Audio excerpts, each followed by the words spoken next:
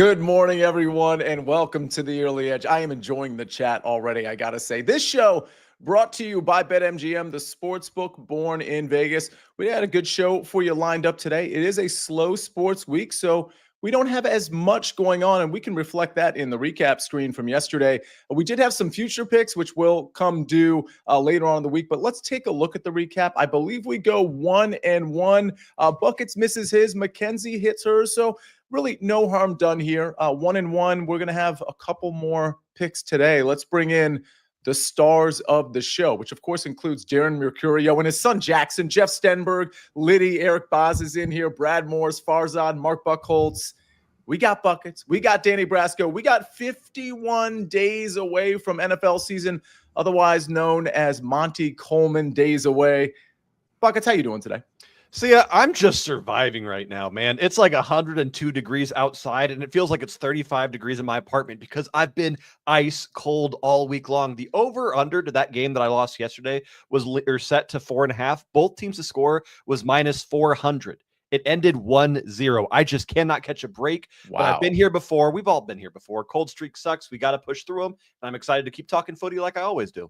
Hey, when you put out bets every single day for 365 days, there are going to be cold streaks. That's just math, folks. Brasco, how you doing today? I'm doing great, man. I'm amped up for this UFC 318 card. It's Dustin Poirier's retirement fight. It's a trilogy against Max Holloway. It's in his hometown of New Orleans. And I'm also talking NFL futures today. So amped up for the NFL season. Yesterday was Ray Lewis days away. That got me super fired up. Can't think of any 51s off the top of my dome, Sia, but NFL and UFC season together is when I am in full bloom. Couldn't be more excited. Buckets, what are you laughing at? Is that a real name from Jeff Yes, Stewart? I knew that's what you were laughing at. Dick Butkus is a real name, and if memory serves, I'm sure that's right, that he's number 51. There's some interesting 51 names, like Takeo Spikes. That's another good name. If there's a good sports name, I think I did this a couple of weeks ago. It doesn't have to be football. Like, I was thinking about this the other day. I saw the name Candy Maldonado, who, of course, was a baseball player in the 90s, maybe early 2000s. There are some really good sports names. If you got one, Fantasy Life says Takeo Spikes days away. Can I just say, before we get into our picks, and Buckets, we're going to start with you. Brasco, you and I are on the network show at 1 o'clock today. We are covering the Buffalo Bills, and I don't want you to give your pick out, but that your NFL future does pertain to the Buffalo Bills. We're actually covering them today to start off the show, and the Philadelphia Eagles.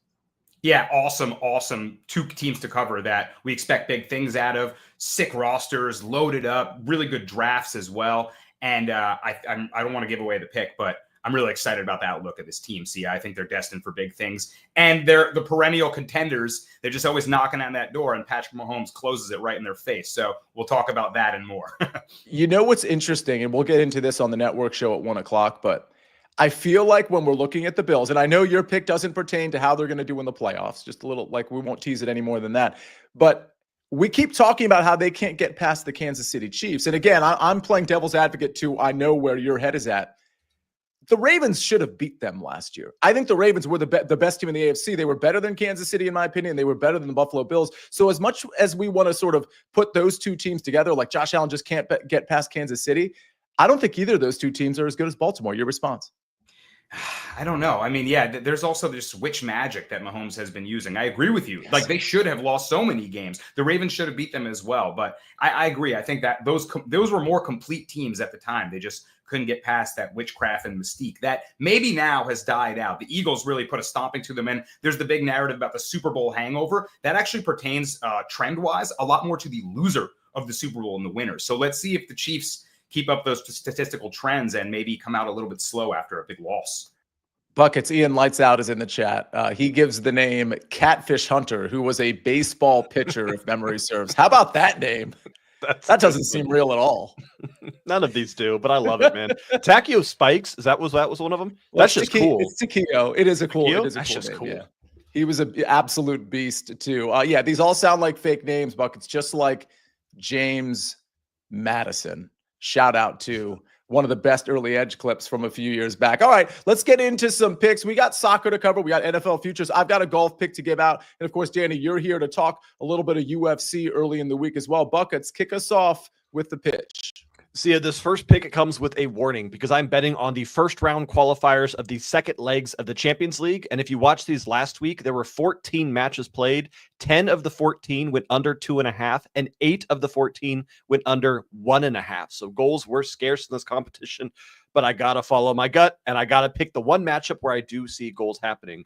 Budik Nost Podgorica taking on, an easy one for you here, Sia, Noah Yerevan. So we've got Montenegro taking on Armenia. We have got two teams that have a lot to play for because two teams that don't really have that Champions League caliber are playing to stay in this competition. Budik Nost is down 1-0 in aggregate scoring after losing to Noah in the first leg. However, now that they get to bring things back to home, they have scored in every single home fixture over the last 14 months of play, except one time. Noah are the better side. They've got the better quality. They've got the better counterattacking. They should win this, but I absolutely see Budik Nost scoring. And at minus 120 for BTTS, I'm going to stick with my gut, and I'm going to ride through this cold streak and keep pushing. For our second bet, we're going to the Scottish Cup, where we have a match between Queen's Park and Brecon City. This is a bit of a tricky one, but all you need to know is that Brecon is terrible. They have been relegated 3 times in the last 4 seasons. Meanwhile, Queen's Park are coming off a loss they probably shouldn't have lost to Spartans FC. They'll be looking for a big bounce back, and Brecon lost their first game 7-0. I'm going with over 1.5 goals in the first half at plus 110 plus odds. Both goals should come from Queen's Park if you want to take the team total instead. But see, I'm looking for 2 check marks tomorrow morning. That's what I'm here for. All right. 2 check marks is what we're here for. I'm here for all the names in the chat. Raleigh Fingers. A lot like the old school names, like Nice. like the newer school names for some reason don't ring to us. Richard Pierre, who we met, of course, Brasco at the Early Edge event. He goes with, and he's great, by the way. He is really, really a great dude. Vita Blue, or is it Vita Blue? I think it's Vita Blue. Classic. Yeah. Yeah. He was a pitcher, kind of like a heavy set pitcher, if memory serves. I don't know. He's one of those guys. He was on the old school A's, and he's one of those guys in like those 1960s, 70s baseball cards that were in the like cactus and grapefruit league. And you get one of those old school, like, what league is this even? Like those, summer league. I had a couple of those Vita Blues in my baseball collection sleeve. So great shout out from Richard Pierre. So the baseball names, Buckets, are unbeatable. Raleigh Fingers, Catfish Hunter, Vita Blue. Like, baseball creates amazing names. Farzad with Cocoa Crisp here, Buckets. This is an actual name. I Googled best sports names of all times. The number one on Reddit is Dick Butkus. So yeah, I'm just going to keep that one. That one's hard to beat. That one is pretty good. And he's number 51. It's so fitting that we're doing this today because Milton Bradley, okay, that one is right up there with Cocoa Crisp. There is an actual Milton Bradley from, again, I think the 90s, early 2000s. Christian Hastings is in here. Chris Kish is in here. Bucky Dent is a name from Martin Peschiera. Fat Lever, old school Denver Nuggets. Oh, my God. Joe Neuenfeld. That is really digging deep. Fat Lever is the name of a basketball player. Hit the like button for Fat Lever and for Danny Brasco and Buckets. And, of course, Dick Butkus. All right. Brasco, before we get to your picks and the SportsLine pick, which does pertain to the All-Star Game, I'm going to go ahead and give out my pick. We're going to go golfing. We're going to go to the Open Championship. If you watch the Best Bets show tonight, I'm going to give some Barracuda Championship picks. That's the alt event, which I absolutely love betting those. Remember, I hit the 70-1. I didn't have it on the Best Bets show. I tweeted it out the following day, a day before the tournament. That's kind of my bad on that one, that I didn't have it on Tuesday night. But I'll try to have all my outright picks for the Tuesday night show for the Barracuda and, of course, the Open Championship. That's going to be a great show on this SportsLine YouTube channel at 7 o'clock with me and Jason Sobel, Patrick McDonald, and Eric Cohen. With all that said, I'm going to go ahead and give out one of the picks that I'm going to give out on that show. I'm going to Matt Fitzpatrick, who I very well could have as an outright at 55-1. Maybe I'll play him in the without market as well. That number will probably drop into that 40-1 range outright. I'm going to take him as a top 30, though. This is a guy I was on outright last week. He finished T4. He is really rounding into form. I mean, this guy was bad for about a year and a half. I'm like, really bad. Missing cuts. The metrics were bad, but now we're starting to see it. We're starting to see old school Matt Fitzpatrick, who, oh, by the way, is a good links player, so should do well at Royal Portrush. We're starting to see the ball striking back, and then we're really starting to see the short game. He's always kind of had the short game. It was the ball striking that was really holding him up. He was great with the short game last week. The ball striking has been there over the last 4 or 5 tournaments. I think Matt Fitzpatrick is back. I think he's live to win this tournament. And I'm going to take the plus money, plus 120 for a top 30. I generally play this when you can ask questions during this show, but also the best bets show. My finishing position plays, I generally play in that sort of half a unit range, just so everybody knows. I'm not telling you how to bet. You can put a full unit on it. I'm confident about this bet, but it's the round matchups and the tournament matchups where I'm usually laying a full unit versus the finishing positions where I usually play it a little bit more conservatively. So just the thought there, I wanted to put that out. And you could also ladder guys like this. If you listen to the analysis on the Best Bets show or on this show and you're like, hey, T30 is great, but he's just said Matt Fitzpatrick might win this tournament. I want to play him T20 as well. By the way, this is including ties. So that's the good news. This is including ties. You can ladder this thing. You can put 0.75 units on the T30 and 0.5 units on the T20 and then maybe 0.3 units on the T10 and try to hit all the way down the ladder like we do with wide receiver props and things of that nature. Just something to think about. Again, I don't like to tell you how to bet, but I do like to give you what options you have. I do like Matt Fitzpatrick this week. All right. That'll be my golf pick. Buckets, you must have seen a name that you love as you can't even get the words out. I can't tell if they're real or not. I'm just on a Reddit thread. Is Hingle McCringleberry a real name? That has a lot of votes. That is from Key and Peele. That is a comedy sketch where they made fun of ridiculous NFL names. But at this point, it's like those AI pictures. He doesn't know what's reality and what's yeah, that's pretty funny. That is definitely from one of the original Key and Peele skits. They did that like 3 or 4 times. All right, let's move forward. I do want to tell you about a BetMGM promo. BetMGM players will receive a boost for the Open. Oh, that's interesting. Just gave out a pick for the Open. To use, just make a wager on the Open. Score extra winnings if your wager that was made with the odds boost wins. Now, you can use that on my bet, but you might want to use it on an outright that you hear on the Best Bets show tonight. So you can really boost 20 or 30 or 40 or 50 to 1. Here we go, Ben. There it is. There it is. My favorite was fudge. Yeah. You got to watch us on YouTube. Key and Peele, just an epic. If you all don't know what Key and Peele is, go back and watch Key and Peele, all the seasons, but especially the first few. Really, really good stuff. All right, we move from McCringleberry to our SportsLine picks. Let's go American League. Bruce Marshall likes this one. He had it in an article. American League money line minus 105. Of course, that means the National League is favored. You know, you look at the bats for the National League and you think the National League's probably going to win, but you look at the pitchers for the American League, it does feel like it evens out just a bit. So we're going to take American League money line at minus 105. All right, ladies and gentlemen. I also put a poll in the chat for everyone's favorite bet for the game tonight. So American League, National League, over under, go vote. Oh, nice. So we don't have the results yet. Okay, you got to dive back in when we get results because I'm not looking at it at the moment. That's good stuff. Thank you, Ben. All right, let's go to Danny. Before we go to your pick, let's take a break and hear a word from our sponsors.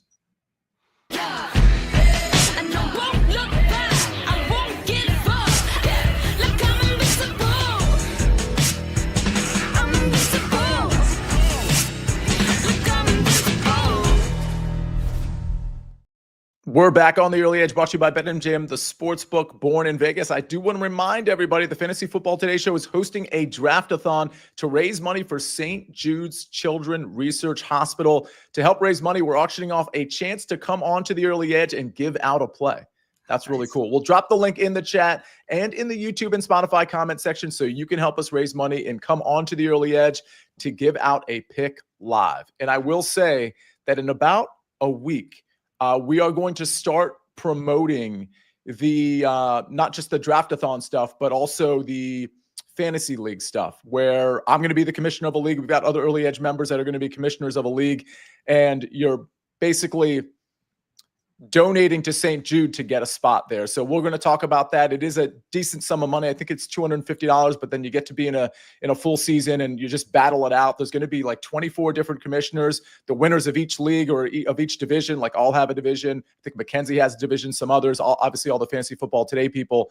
We're all going to determine the winner. Then the winners of each division are going to battle it out. It's going to be really fun. A lot of bragging rights at stake. I've been running it for 2 to 3 years now. I've been involved in it 2 to 3 years now, and it's a really, really fun process, and it's just an extra league for you to talk smack about. All right, speaking of talking smack, Brasco, we do have an NFL future, but we also have UFC coming up this weekend. Talk to us. Yeah, absolutely, man. Well, first of all, how cool is that with the fantasy football? I know I Yeah. participate in multiple leagues. If I could participate and donate to a great cause, like I don't see what the loss is. Like that's an Thank obvious you. play for me. So get Yeah. involved. Also, shout out Key and Peele, the last great comedy sketch show after Chappelle's show. Go educate yourselves, guys. Watch Chappelle, watch Key and Peele, and watch this UFC pick for UFC 318. Awesome card coming up here. Like I mentioned, Holloway Poirier retirement fight. I will be talking later in the week about the main card that we certainly have to get to. But first, a prelim pick that I'm looking at. And man, I got my eye on Vinicius Oliveira. I think the price is totally fine at -175. I don't mind laying the juice. I think this guy is a problem for the bantamweight division, and he's going to show out again in this matchup. He's facing a guy in Kyler Phillips that had a lot of hype on him, and for good reason. Kyler, the Matrix Phillips, kind of fights that moniker with his style. He's always shifty, switching angles, showing you a lot of looks. But I think he was a little bit exposed in his last fight against a pressure boxer in Rob Font. Font, of course, super experienced UFC fighter that's been at the top of the bantamweight division for a long time. But he used that pressure to kind of take away a lot of Phillips's angling and ability to use that lateral movement to clock out and find his own shot and angle. Font just took all that away by staying in his face with the pressure. And I think Oliveira can do the same thing. He's got this kind of wiry, strong frame. He's always kind of herky-jerky, looking for odd angles, and he's very effective with it. If you guys watched Steve Garcia last week, I equate that a little bit to Vinicius Oliveira's style, this busy, feinting, pressure, awkward, herky-jerky angles that make it very difficult to get your offense started. And in a couple fights, man, he was in a dog fight that he actually landed the knockout of the year candidate in his UFC debut against his opponent. The next fight, dog walked Ricky Simone, a UFC vet, and then handled Said Nurmagomedov, showed us he's got really good grappling too, almost out-grappled and submitted a Nurmagomedov. So that should tell you what you need to know about Oliveira. I think this guy's really well-rounded, and I think he can use the pressure and his style to beat Kyler Phillips. So lay that price. I really don't mind. That's a UFC pick I'm interested in. I think he's a parlay piece that I might use as well if I want to put some more risk on Vinicius Oliveira.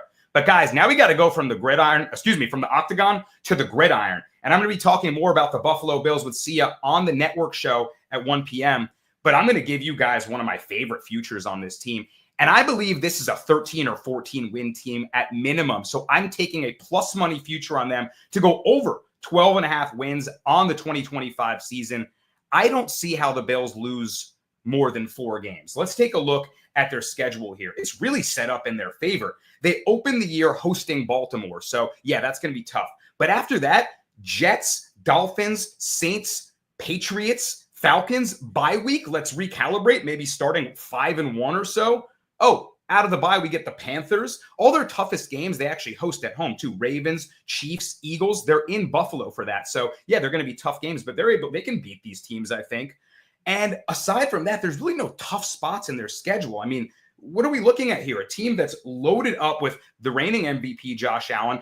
All their running back room has returned. James Cook, Ray Davis and company. That offensive line is still as vaunted as it was last year, just pushing the pile. I think you're going to see a great rushing season from Josh Allen again. And let's look at that wide receiver room. Khalil Shakir, I saw my guy Japan talking about him in the chat before. He has emerged truly as a number 1 wide receiver and one of the best in the league. We're going to talk more about this with Proppy, who was raving about his catch rate all season last year. He's one of the most efficient receivers in the game. So I think it's only up for him from here. You pair now Josh Palmer with him, who I think is a nice piece to add in that wide receiver room. And you continue to develop your big body threat in Keon Coleman, the young rookie you showed. He can go win those one-on-one balls. So I think he gets better. I think everyone gets better. And I think that defense is even stingier too. They're kind of slept on because there's no really big name outside the defensive line. But Christian Benford was a stud. Taylor Rapp, Taron Johnson, one of the best nickelbacks in the game. They have a lot of scrappy guys. So Sean McDermott, defensive mind, kind of on the hot seat. You had the QB MVP in Josh Allen, and you still can't get past the Chiefs all these years. You have a great offense. You're supposed to be the defensive guy. This is it for him, man. I think he has the defensive pieces to be really good this season and take care of a lot of these lesser teams. So, Sia, I really don't see them losing more than 4 games. I have them winning 13 at minimum, and I think they coast through an easy regular season with a weaker AFC East and then just answer the questions if they can in the playoffs against the Chiefs. But that's what it really come down to. This is a regular season they can walk through, I believe. This is interesting. Japan in here. Obviously, he loves your talk about Khalil Shakir. Paul loves your Bills talk. Obviously, a Bills fan. He says Keon Coleman's footwork is bad. That's not true. I think the knock for the Bills, there's a couple of knocks I could give. The receiver room is bad. I mean, outside of Shakir, who's a reliable receiver, like they don't have a good receiver room. With that said, I don't know that they need one the way they run their offense. I'd say the same about the Broncos in a sense. Like with Bo Nix, he doesn't have great receivers, but he might not need great receivers the way they run their offense, the way in Bo Nix's case, he gets the ball out super quick, which he was doing later on in the season. I mean, I don't disagree with your take, Brasco, and it's mostly because I just looked at the schedule when you were just giving it out, and I'm like, okay, there's no such thing in the NFL as like walkovers, but to the extent there is, Buffalo has a really, really good setup. And you're right about some of the games, the tough games they have all at home for the most part. That's a pretty incredible setup. Buckets, go ahead. Danny, what do you think about Buffalo Bills over 457.5 total regular season points? Oh my God. I don't even know how to think about that. I don't either. I guess you have to look at their average scoring margin, but yeah, I don't have deep thoughts on that. I mean, they are a team that could drop 40 on you, but they're also a team that's going to play behind the run style. Sia, to your point about a fairly thin wide receiver room, I do think that Josh Palmer is a decent addition. I don't think it's a name that's going to ring bells, but I think that helps give him some depth there. I think Coleman will be better this year, and I didn't mention Dawson Knox and Dalton Kincaid. Those are two solid tight ends right there. And when you have such a good run game, like you mentioned, the play action pass is your best pass, right? The run threat is your best pass, right? I think Allen's ability to take off at any time just opens up the field. Shakir being such a reliable first down type of receiver, such a high catch rate. That's all you need, that security blanket when you have such a good run game. So maybe they do need to add another piece. Maybe they'll be making a push and decide to do that. But I agree. That's a weaker part of their offense. I think it's good enough, though. By the way, Rob Johnson says that's 30.5 points per game. I actually don't think it is. I think you're maybe dividing by 16 instead of 17 games. I think it's closer to like 27, just under 27, maybe like 26.8 or something like that points per game. If that's the case, it would be a stay away for me, Buckets. What a random question to ask. Where does that even come from? I just wanted to be a part of the conversation. I hadn't talked in about 2 minutes, and I was getting antsy over here. That's totally fair. It looks like I'm getting some people on the Broncos. I mean, when we talk about the Broncos, it really comes down to how much you like the Broncos versus how much you like the Chargers, because they're both probably not going to be as great as people think. I absolutely love the Broncos. Liddy says, how does Buffalo build a new stadium with no roof? Idiotic. I'll tell you how. When it snows, advantage Buffalo. The weather is their friend. It's like Miami when the home sideline is like 20 degrees cooler than the away sideline. They're all dying in sweat. Buffalo thrives in the cold. So I think that's on purpose. Stadium advantage. Yeah, I think he's speaking as a fan. Like, he's not a fan of the Bills, but if you're a fan of the Bills, I mean, it would be nice to kind of like go to the games and not have to worry about, 11 degrees and snow. And I didn't think those fans felt cold, but I guess they do. It's probably true. All right, Buckets, was there anything in the chat from a soccer standpoint that you needed to address? Well, Jeff Stewart saying Victor Gyökeres to Arsenal is a really big deal for Arsenal, but that doesn't really affect the betting world, but it's still cool to see. Nothing from the betting perspective today, though. Okay. I did get some comments about, I don't know if it was Rick or somebody else was mentioning, hey, I'll probably stay away from an All-Star Game bet. We do have that SportsLine pick from Bruce. It was an article pick as opposed to like an official SportsLine pick. But totally agree. If people want to not bet the All-Star Game, that's, this is what some of the people at SportsLine like, but this is one of those cases where we have the bet that you absolutely don't have to take, or if you want to just have some fun, you scale back your units. We certainly want to bet responsibly. So if you don't think there's an edge on a SportsLine pick, whether it's today or any other day, certainly don't bet it. But yeah, play it careful when it comes to the All-Star Game. What's the best bet for the All-Star Game tonight? This is what you all chose. It's a pretty kind of a tie here among a couple, but National League was 26%, American League 24%. The under, which is 7, by the way, it looks like you all like that the most at 28%. A few you like the over at 20%. So not a big, Danny, that's pretty flat across the board. What are you laughing at before we get to the recap screen? I'm laughing at Jeff Stenberg comment. If I have any thoughts on Jazz Chisholm's performance, Jeff noted Yankee hater. Yeah, not everyone is a home run derby type of candidate. Some guys, they get in there, they think they're going to have a good time. It takes a certain type of swing, a certain type of approach. Like, he's not the sit there and fire off the tee home run hitter. He's a situational in-game type of home run hitter. So it's a little embarrassing for Jazz, but hopefully you had a good time. I didn't bet on him to win. I wasn't counting on that. So yeah, but I don't think he was even trying, because Mackenzie was on the network show with us, and one of the bets she gave out, I wish she had it on this show. She was on the show yesterday. She gave out a winner, but one of the bets she had was Jazz Chisholm under 17.5 home runs round 1. And obviously she actually referred to his oblique injury and that he probably shouldn't even be in the Derby. So I think Jazz was probably, talked to a little bit, like, don't go all out. We have a season to protect here. Maybe. And also, you see once their ego comes into play a little bit, when the guy that's like, okay, I don't really belong here, he starts laughing him off. It's kind of like a fighter who laughs when he gets hit. It means it hurt. It doesn't mean it didn't hurt. He's reacting. So it's sort of just like, man, all right, I don't got this. And I think at that point, you guys are right. He kind of gave up a little.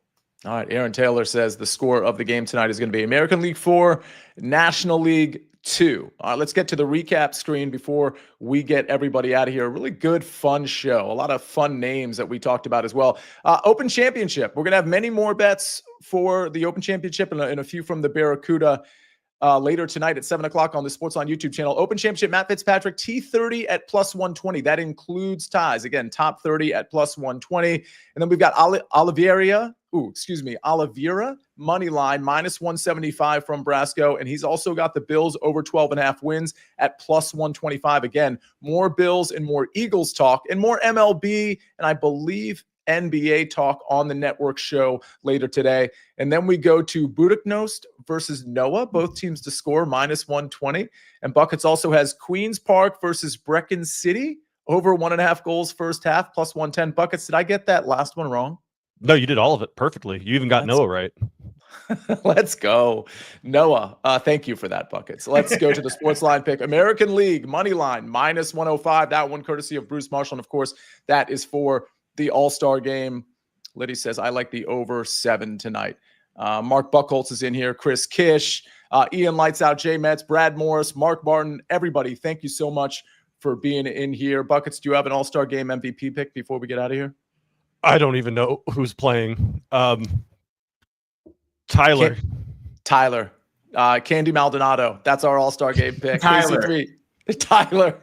Anything that's even remotely close to Tyler. Somebody put a name into the chat so we can help Buckets out. Any name. Him. McWingleberry. All right, fine. I guess we'll just end the show right there. Noah is the answer, according to Paul. All right, ladies and gentlemen, thank you for joining us on the Early Edge. Hey, it was only a 3-man show, but we had a lot of fun today. We're going to have more. Tyler says Buckets says wrap it up. We got to get out of here. Thank you, Buckets. Thank you, Ben. Thank you, Brasco. See y'all later at 1 o'clock for the network show, 7 o'clock for the Best Bets show, and see you here tomorrow at 10 o'clock. Ladies and gentlemen, finally, Babe Ruth says KC3. We rest our case.